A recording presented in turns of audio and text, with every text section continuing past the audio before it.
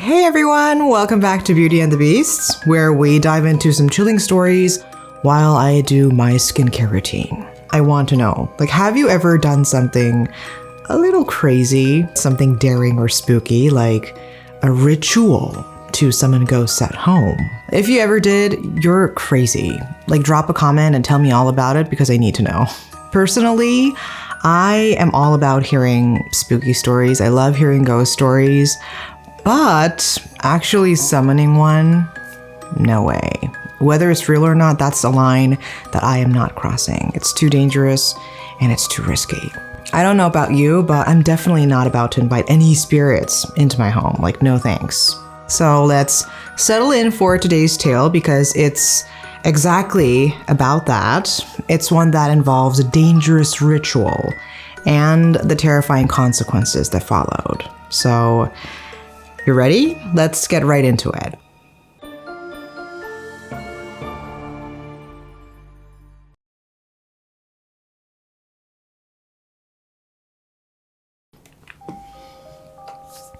This story, my friends, was submitted by a man named Tojin Kim, and he was an accountant living abroad. And this man also ran a YouTube channel. Everything was fine until he did something for the sake of views, something he now deeply regrets. What followed was a series of eerie, spine-chilling events. Tojin started his YouTube channel 5 years ago, right when he landed his first job in Malaysia. So he's a Korean guy. He went to Malaysia for his new job.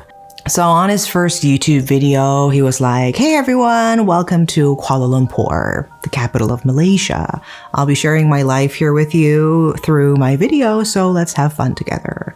Don't forget to like, subscribe, and hit that notification bell." So he thought running a YouTube channel would help ease the loneliness of living in a foreign country. And if all went well, it could even bring in a little extra income. So it sounded perfect. So his very first video was a virtual tour of his home in Malaysia. So he was like, "Ta-da, this is my place." And he started talking about the location and the features of his place. He excitedly started giving a tour of his apartment. So he told his viewers that his apartment is the last unit at the end of the hallway, and it was in a super quiet place. He showed his viewers that his house was right next to the emergency exit, and it was the perfect size, got plenty of sunlight, and it was south-facing. So the location was excellent, and rent was affordable, and the place was just right for a single person. After uploading the video, he proudly showed it to his Korean colleagues at work. He even asked them to check the video out and help boost his views. So I think Tojin was a pretty outgoing guy. He constantly talked about his video to everyone. I don't know, honestly, I'd be too embarrassed to have my friends watch my videos, but I guess not Tojin. One of his coworkers finally watched the video, and after watching the video, the friend said in a strange tone, "Hey, Tojin, I have to tell you something." And he hesitated, looking uneasy before saying, "Is your place at the end of the hallway, near the emergency stairs?" And Tojin said, "Yes, obviously." And he asked why. And then the coworker asked, "Can't you move out of that place, right now?" And Tojin was so confused because he just moved in to that new place. So he asked him why, what's wrong? And this friend hesitated. He seemed so anxious, but he eventually said, "No, don't worry about it. Just never mind. Forget I said anything. It's probably nothing." And this apparently left Tojin with this strange, unsettling feeling. At first, he just shrugged it off. Maybe it was because the emergency stairwell was busy with people passing by, he thought. So he didn't press further. But looking back now, Tojin regrets it. He wishes he had found out why.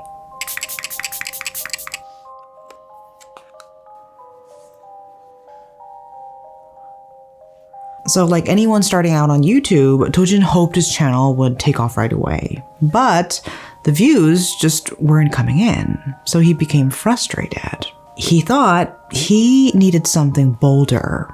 And that's when he stumbled upon something online, a challenge involving the infamous Momo ghost. I don't know if you ever heard of the Momo ghost. It's this grotesque figure with bulging eyes and a mouth stretched impossibly wide from ear to ear. So before going into anything, let me tell you about the creepy legend of the Momo ghost first, for your understanding. It popped up around 2018 and totally blew up on the internet and social media. Like, people were freaking out over something called the Momo challenge. So basically, the idea was that people would send a message to this super mysterious entity known as Momo, usually through WhatsApp.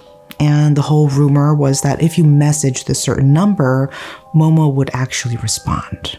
It sounds impossible, but it's definitely a creepy idea, talking to a spirit. But it didn't stop there. The story goes that once you're in, Momo would start giving you these terrifying challenges, getting more dangerous each time, some even supposedly urging people to harm themselves. The fear around this spread fast and had people absolutely hooked on this mystery. And now let's talk about Momo's face, because honestly, it's something out of a nightmare. She has got these huge eyes and a mouth that's stretched into this super unnatural, wide grin.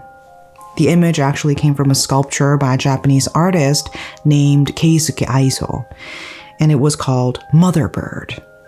But somehow, this innocent sculpture morphed into the Momo ghost that went viral and became a full-on urban legend.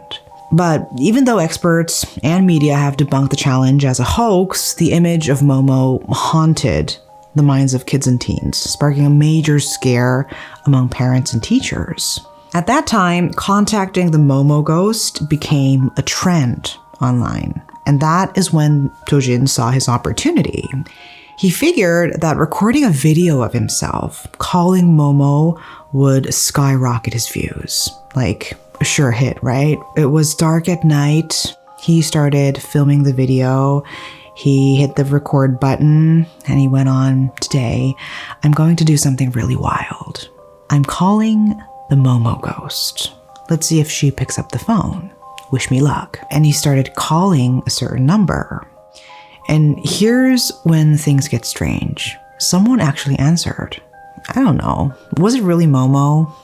Who knows? But the voice on the other end was eerie and it was unrecognizable. When Tojin uploaded the video titled "I Called the Momo Ghost," the video went viral, like 560,000 views and over 6,000 likes. People were stunned. Their reactions flooded in. Like, whether the call was real or just a prank, it didn't matter. Tojin had struck gold.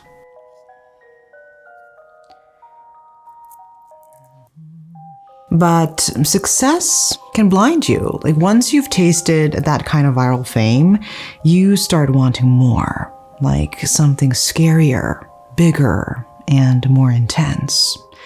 So Tojin thought, why not just go all the way? Like, what if I captured real ghosts next? And after some thought, he landed on an idea. He would film the infamous one-man hide-and-seek. One-man hide-and-seek is a dangerous ritual where you play hide-and-seek with a ghost. And can you believe it? Playing hide-and-seek with a ghost alone is just already risky. But Tojin planned to do it during the ghost month, on the most haunted day, July 1st, the day when the gates of the afterlife are believed to open in parts of Southeast Asia, including Malaysia. In these regions, such as Malaysia, Singapore, Taiwan, China, people believe that from July 1st to July 15th, spirits roam the earth. It's the ghost month, and during this time, restless souls wander in search of offerings, sometimes even demanding tributes in exchange for blessings. And Tojin, he was about to tempt fate. He chose that very day July 1st to film his one-man hide-and-seek video. But instead of the traditional doll that is normally used in these games, he wanted to use something more alive, a raw chicken. He walked into his apartment, camera rolling, and placed a raw chicken on the floor. So he told his viewers, I'm going to play hide and seek with this, showing the chicken to the viewers. And so Tojin began the one-man hide and seek ritual.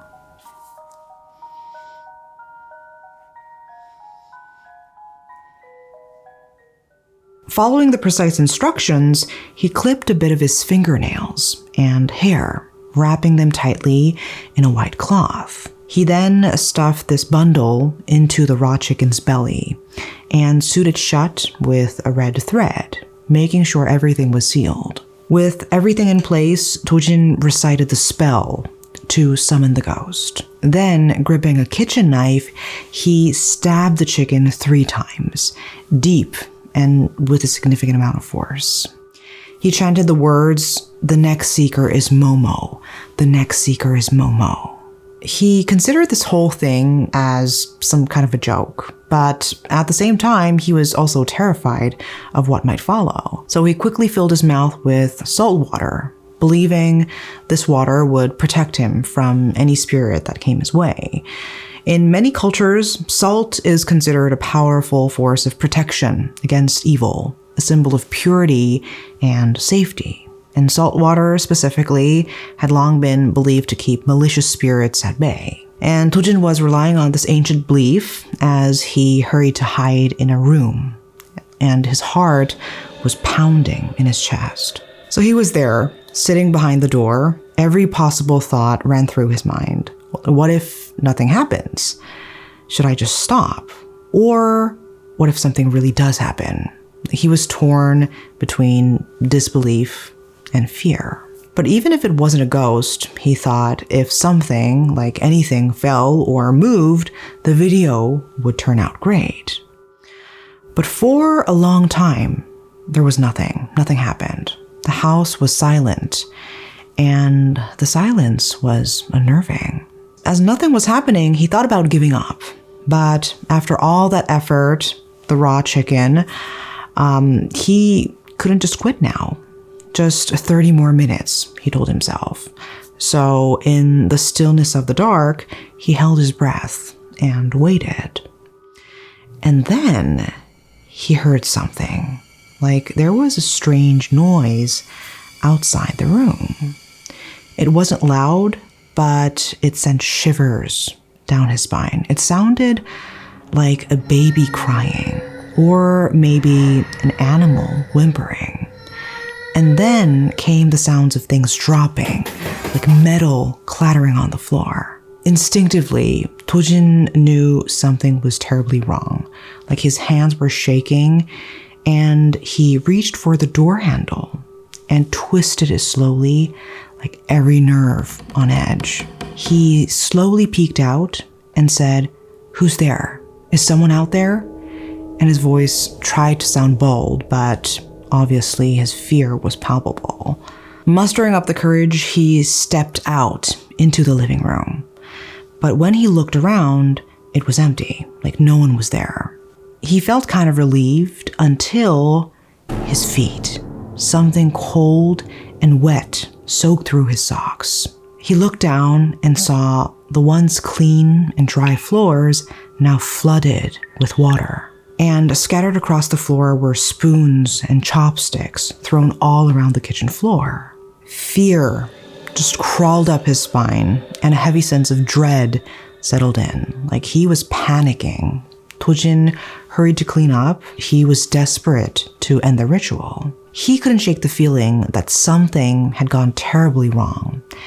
And that day marked the beginning of a series of terrifying and unexplained events. For his YouTube, he captured everything on camera. So I'll show you the real footage he shared. He showed his viewers the once white wall smothered in black.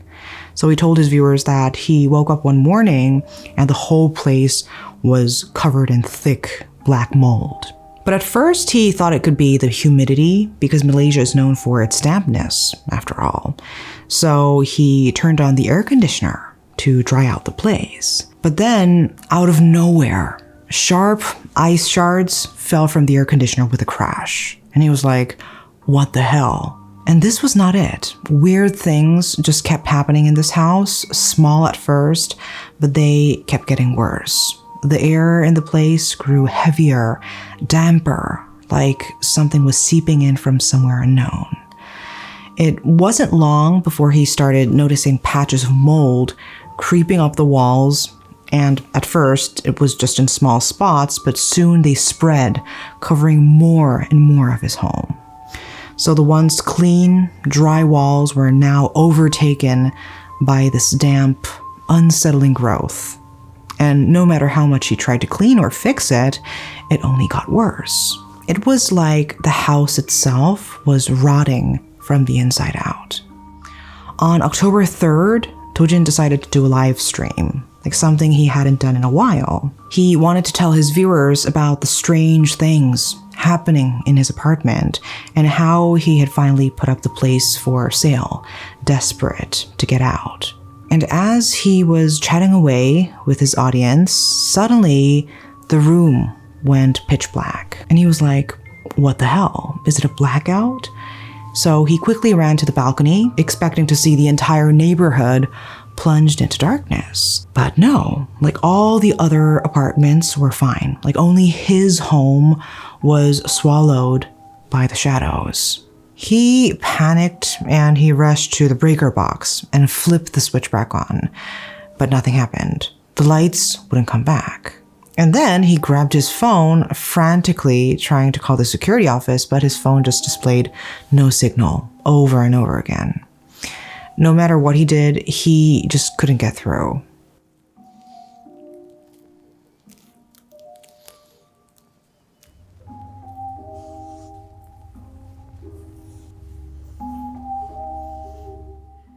And at this point, P was terrified. He started shouting, "Help me someone, please help, help." And his voice cracked with terror. And before he could stop himself, he collapsed, passing out cold. He didn't know how much time had passed when he finally came back to his senses, but he felt that something was wrong. He couldn't move. His body was paralyzed, pinned down as if by some invisible force. No matter how much he willed himself to, his limbs wouldn't budge. And then, from his stomach, he heard something, like a strange noise. So he said to himself, "What is that?" And summoning all his strength, he managed to lift his head just enough to see. And there, sitting right beside him, was a woman with long black hair, her face hidden as she gnawed at his belly. She was ripping through his belly and was eating out his intestines. And Tojin's mind went blank with terror. I guess it was a dream, but what was that thing? Like when he shared his story with the locals, they speculated it might have been a Pontianak. The Pontianak is one of Southeast Asia's most feared spirits, a female ghost known for her vengeful nature and terrifying appearance. She is said to be the spirit of a woman who died during childbirth, and she returns to torment the living. The Pontianak usually appears as a beautiful woman with long, flowing black hair, luring in her victims. But when she seeks revenge, her form changes. Her sharp teeth and claws are revealed, and she transforms into something far more monstrous. They say that when she's near, you can smell the strong scent of jasmine or hear the distant cries of a baby. It's said that she attacks her victims, ripping out their organs or drinking their blood. Men are often her primary targets, but she has been known to go after women and children as well. I think it's similar to the virgin ghost, Cheonyeogwishin, in Korea, with the same signature long black hair, attacking mainly men. And isn't it wild how these spirits cross cultures, just to remind men, like, if you mess with women, you're not off the hook. Not in life, not in death, not ever. Anyways, the next morning, Tojin was still unconscious when one of his friends came by and started banging on the door. When Tojin finally woke up, the first thing he did was check his stomach. And of course, to his relief, his skin was intact. No cuts, no wounds. Everything was normal, at least on the outside.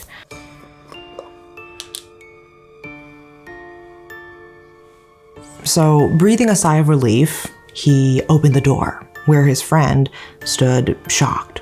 And he asked Tojin, "Are you okay? Like, you look terrible." And Tojin told everything that had happened.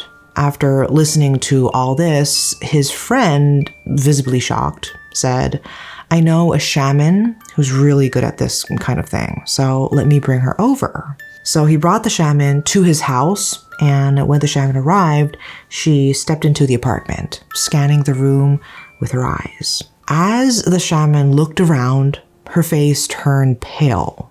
She told him that this place, this house, is filled with an evil presence. There are just too many spirits here, countless malevolent ghosts. The shaman explained that Tojin's apartment had become a ghost den, like infested with vengeful spirits. She told Tojin that if he didn't get out of that place, it was only a matter of time before one of them actually hurt him. And Tojin, still shaken from the events that unfolded, asked the shaman if all this was because of the one-man hide-and-seek he did months ago. And after listening to what he did, the shaman's expression darkened, and she told him, "You performed a summoning ritual, like in this house."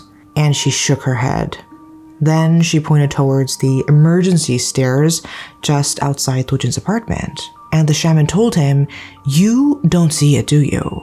That is the passage for spirits." Tojin didn't know what she was talking about. He had no idea, but in Malaysia, it's long been believed that emergency stairwells are ghostly passageways, channels through which spirits come and go. And his apartment, located right next to one, was in the thick of it. And after hearing that his house has become a ghost den, and after experiencing all that strange things, he was desperate. So Tojin begged the shaman to rid the house of the spirits that had attached themselves to the place. So he pleaded for the nightmare to end. The shaman agreed to perform an exorcism, a ritual to seal the gateway temporarily. But even as the shaman began the rites, she warned Tojin that this is only a temporary fix. And she told him that he must leave this house as soon as possible.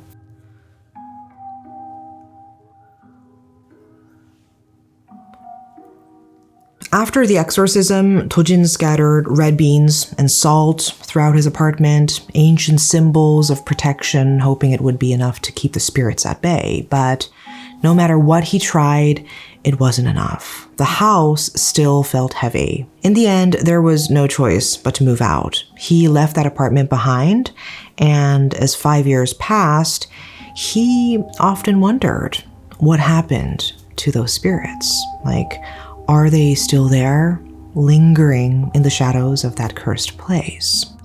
And sometimes, when the nights are still and quiet, he can't help but imagine those spirits waiting, watching for the next soul to call them back.